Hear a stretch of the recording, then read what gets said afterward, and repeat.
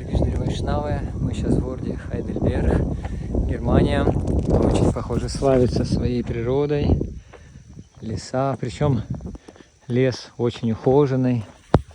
Посреди леса стоят лавочки.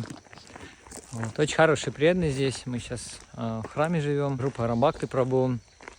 Здесь, конечно, такая особенность, что люди много работают, и в основном храмы работают на выходных.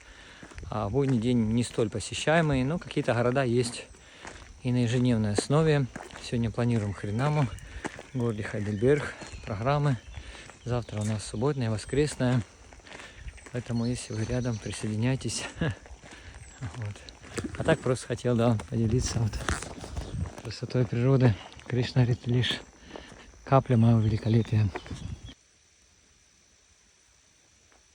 Такая вот аленький цветочек посреди поля.